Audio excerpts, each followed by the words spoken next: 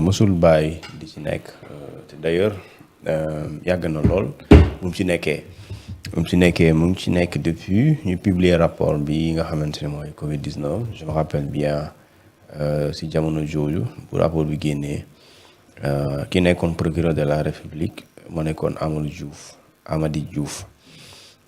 Diouf à l'époque daf ne woon dinañu def situer toutes les responsabilités ba ñu dénk sa dossier bi ñu dénk ko dik nekk ci di enquêter après 2021 22 23 24 bon gisuñu suivi parce qu'en réalité bu amoon suite logique ci côté yoon di nga gis ñi topp nii tey kon jamono jooju toppoon nañ leen bu yàgg ñenn ñi ñu interpeller leen ñenn ñi ñu déglu leen auditionné leen par rapport ak fait yi nga xamante ne mooy dañu listé ci rapport boobu di Covid-19 donc bi nguur gi toogee aussi après l'installation du pôle judiciaire et financier donc mën nga njort ne effectivement bi dig pare enquête bi impérativement fa la jëm léegi nag il se peut après li ñu tuddee l'enquête préliminaire bi nga xamante ne pôle judiciaire moo ko def su ko defee bu enquêté xóotal mun na gis ay nit ñoo xamante ni dañuy revêtiru statut wala casquette boo xamante ni du casquette citoyen ordinaire quand je dis citoyen ordinaire bu nekkee ministre par exemple foofu dossier bi fi nga koy yóbbu mën na nekk luy wute ak fi nga koy bu dee pôle judiciaire financier parce que bu dee waa ji ministre la da nga jàpp ne war na ci mën a am responsabilité war nañ ko ci mën a topp dans ce cas mën na ko yóbbu pôle judiciaire et financier donc tu es obligé nga yóbbu ko fële nga xamante ni moom mooy haute cour de justice. Donc si c'est des Sénégalais yoo xamante ne ils n'ont jamais été ministres mais pourtant cités dans ces affaires-là donc naturellement ñoom seen dossier mën na dem ci pôle financier bi donc loolu mooy xool effectivement nga def li ñu tuddee triage nga trier li nga xamante ne moom mooy les dossiers.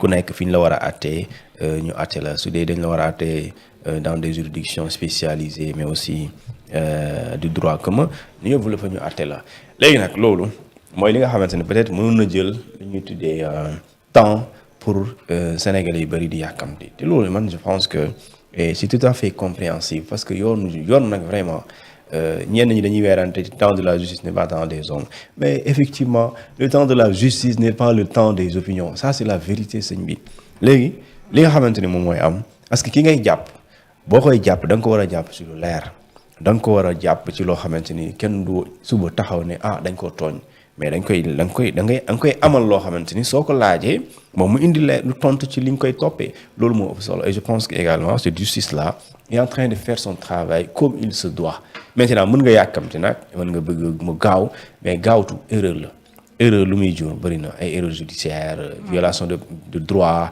nga annuler procédure parce que soo juumee boo violer droit jàmbur yoon daf ne dañuy annuler la procédure et après loo ci jublu donc tu perds donc moo tax li nga xamante ni moom mooy Covid bi nag Covid bi dafay commencer rek te commencé wul sax yàlla xam na ko commencé gul te dinaa la wax ministère yi nga xamante ni ak structure yi nga xamante ni ku ne luñ la joxoon te ñu joxoon ministère ñi fa ne ñun ñëpp ku ne dina la woon wax la li nga yoroon wala ñi fi nekkoon ñaata nan la ñuy yoree woon xaalis bii ñu joxoon leen ko te xaalis boobu dafa bëri tellement dafa war a leer quand même moo tax effectivement ministère bi ñi ñu jàpp démb wala ñi ñu woo démb ñu ci ëpp ci ministère de la culture la ñu nekkoon waaw te ministère yi bëri boo xamante ni kon chaque jour bu ñu demee ci benn ministère jàppal dinañ fa jàpp ay nit bu ñu demee ministère de la santé waaw am na ñoo xamante ni c'est des gens qui travaillent au ministère de la santé dina leen woo suba wala jeudi léegi bu ñu demee ministère des sports am na benn waay bu ñu jàpp fan la nekkoon du ministère des sports monsieur Ngom c'était le DAGE du ministère des sports c'est-à-dire que le DAGE c'est presque moom il a les documents parce que amul benn document amul benn ministère ci Sénégal fii bu mën réaliser de grosses dépenses sans que mu jaar ci directeur de l'administration générale et des équipements mënul nekk donc bu fekkente ne léegi am na lu ñu jàpp ne c'est des dépenses qui ont été réalisées parce que tantôt rapport de la Cour des comptes dafa baax nit ñi fàttaliku rapport bi lan la tënk dafa ne. dafa am ci rapport Cour des comptes jëf joo xamante ni benn am na faute de gestion ñaar am na ay infractions pénales waaye am na loo xamante ni ñi ci nekk ñu tuumaal leen ñoom dañoo dépenser ci loo xamante ni amul benn rapport ak Covid-19 benn. te soo ko boo xoolee mu ngi toll ci presque 20 milliards parce que dañ ne 19 milliards plus de 19 milliards yoo xamante ni dépensé nañu ko waaye 19 milliards boobu sax bu ñu dépensé bu ñu ko xoolee fay nañ ko waaye espèce alors que loolu yoonu Sénégal daf ne kenn mënul fay ci état kenn mënul fay espèce lu mu wax mooy booy fay société mu liggéeyal état wala nga yoreel ko bor ñetti anam nga ko mun fayee léegi benn ngay tànn nga def virement par banque virement bancaire wala nga def chèque bancaire wala nga def chèque postal léegi nag gars yi defuñu virement bancaire defuñu chèque postal defuñu lu ñu tuddee chèque bancaire li ñu def c'est un paiement en espèces tu vas foofu place bi bala bi yaa xam fu ñu lay fayee mais da ngay taxaw xobet loolu mooy espèce loolu yoon da ko tere yoonu Sénégal ne loolu mënul nekk déjà ça c'est un problème beneen bi mooy ñu ne la am na ci wàllum ceeb bi une surfacturation boo xamante ni soo ko xayma c'est 2 milliards et 700 quelques millions de francs CFA mais loolu surfacturation ça c'est une infraction parce que déjà te bu dee léegi da ngay xool infraction surfacturation bi kan moo ko autorisé kan moo daganal fay bi kan lañu fay ki ñu fay moom bu dee xam na ne moom prix ceeb 200 lay jar mu jaayee ko 500 te dara mënul justifier 500 bi mu ngi ci loo bi. kooku booy woo ki jaay ku jënd ku def surfacturation bi di nga woowaale ku lay jaay ceeb bi. ba pare wax ko fu mu ko teg donc moo tax effectivement man damay ragal beaucoup de célébrités ñu leen di woo ci mbir yi. parce que ñi doon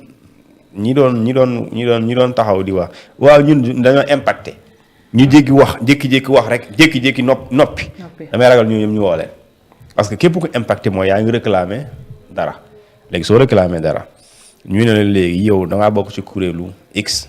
kuréelu X léegi tous les membres de ce kuréel là dañuy ñëw nekk bénéficiaire gis nga fi ministère des sports te ñëwagul xaar bi si kanam.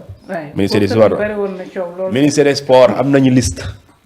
waaw liste bi nee nañ et la liste elle est invisible de façon.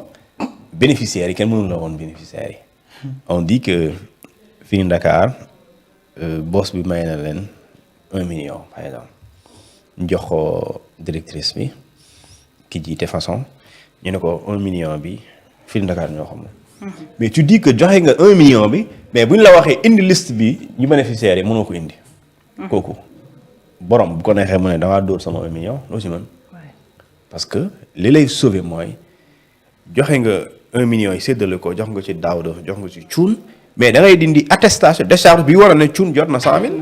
mënoo ko indi da nga ko dóor point amul débat c'est-à-dire y a pas de c'est-à-dire soo bindee c'est-à-dire yaa ngi ci tappale yaa ngi est-ce que yaa ngi comprendre.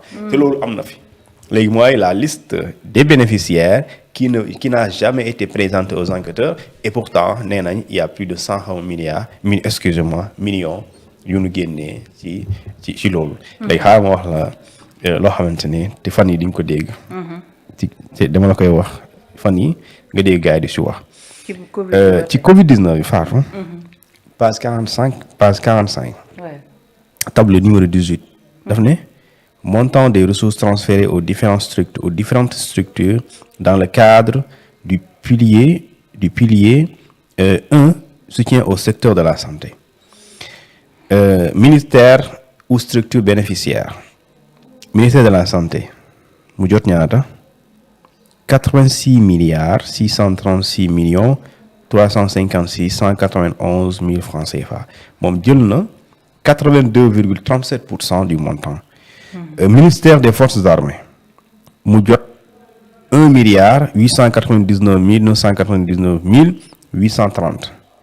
Ministère de l'économie du plan de la coopération réhabilitation de l'hôpital Matlaboul Fawzeyni mu jot 3 milliards 230 millions ministère du développement industriel mooy ki doon dem di fu ñu doon jëlee chaque jour 100 millions yi. waaw léegi moom compte am bi fu mu doon jëlee xaalis compte bi c'est 2 milliards 500 millions foofu moo fa nekkoon. ñu gars yi di ko génnee. léegi suñ ko génnee di commander ay masques ñenn ñi duñ indi facture duñu am ni indi bon de livraison léegi ñu ne la ministère de l'entrepreneuriat délégation de l'entrepreneuriat rapide DER jot na 3 milliards. waaw. ministère de la jeunesse cabinet du ministre la bind ministère de la jeunesse cabinet du ministre.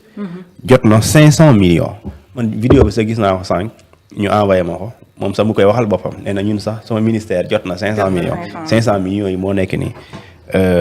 léegi ñu ne la keneen ki encore ministère de la femme du genre et de la protection des enfants moom dafa jot 750 millions ci ministère bi faatu xam nga la na wax. ministère bi rapport bi nee na. ci ministère de la femme du genre et de la petite enfance de la protection des enfants daf ne. ci ministère bi dafa am lu ñuy tuddee aide et secours partie bi aide et secours xam nga la na fa def. dañuy jël ay nit ñu ne ñii la ñuy jàppale wala ay structure yoo xamante ne GIE mais GIE yooyu da ngay gis faatu ñaari yoon par exemple faatu né le tel a même date de naissance même numéro de pièce d'identité mu am ñaari montant yu wute ci ministère bi. yëpp mu jot ko. waaw ñu jot ko benn GIE. waaw léegi nag dama xamul da koy jot ba pare ñu séddoo ko wala da koy jot dem yoonam kooku numéro boobu dañ koy woo parce que numéro pièce d'identité baa ngi fa dañ lay woo xaw ma kan la. te dañ ciy bind seen tur. moom ak ki ko jox cour bi day bind numéro bi. bind bu dee GIE xam nga kuréel la. day bind GIE bi sakku liggéey par exemple dama créé nii rek takku liggéey par exemple. mu tudd noonu mais takku liggéey am na ko jiite. loolu da koy bind. ministère de ce qu'on appelle de l'intérieur programme sûreté et sécurité nationale. mu jot 2 milliards. ministère de la justice moom 400 millions la jot. comité de suivi de la mise en œuvre des opérations de force Covid-19 250 millions 600 mille mooy ñi doon nekk ci comité bi. ñi leen defaa xaw ma dañ leen di joxal xaw ma per jëm ñoo di leen di nga dégg ñoom tamit peut-être ñu woo leen. probablement parce que loolu la leen joxoon. ministère de l'urbanisme du logement et de l'hygiène publique 2 milliards 500 millions de francs CFA. ministère de la fonction publique cabinet du ministre. ka moo nekkoon ministre jamono jooju il a reçu 100 millions de francs CFA ministère bi laa wax. boobu moo la ministère bi. balaa ñu yóbbu samay wax faneen ministère bi laa wax. ministère du travail du dialogue social et des relations avec les institutions 50 millions de francs CFA. Le ministère des mines et de la géologie 1 milliard de francs CFA. Le ministère des infrastructures des transports et du désenclavement 247 milliards 935 millions 39 mille francs CFA kon fii mooy ministère yi structure yi jot yu ñu yóbbu xaalis donc ñii ñooy coow li ngay dégg yëpp lii la léegi ministère de la santé dafa am ay kuréel léegi hôpitaux yi dañ leen jox amoon na hôpitaux yoo xamante ni dañ leen jox xaalis. ñee ñu ne dañuy yeesal ñii dañuy tabax léegi ñooñu si dañ leen di jël ci li ñu leen jox mu nekk 86 milliards ci la ñuy jël di leen jox. yaa ngi dégg. moo waral nga dégg directeur hôpital tel ñu woo ko. wala le directeur de la prévention nationale. prévention kooku damay ragal ñu woo ko Mamadou je sais pas bëgguma tudd tur waaye damay ragal ñu woo parce que moo nekkoon directeur de la prévention. d'accord donc yii soo ko dajalee Fatou. ci lii yëpp ci montant yu ñu dugal ci ay comptes structure ay ministères mu ngi toll ci 105 milliards 73 millions de francs CFA. 891 060 francs CFA. lii lañ dugal ci compte yi léegi nag yeneen yi te Covid bi gars yi dañuy fàtte sax mais Covid bi. ñaata matériel la ñuy jël di ko jox ay nit te loolu matériel du xaalis de tey boo indee man fekkee naa boo xamante ne. kii mu tudd sax footballeur te mu dëkk Médina Gana Gueye.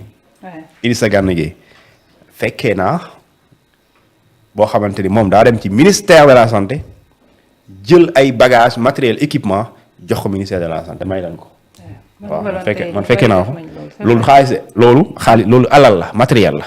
léegi ñaata nit ñoo jël matériel jox ko ministère de la santé léegi yooyu nañ def bilan boobu sax fii bilan bi daa def ay xaalis maanaam xaalis bi fii la jaar dañ def bilan matériel yi nga xamante ni dañ koo jël jox ko état wu Sénégal ak yooyu fan la mujjee ak masque yi.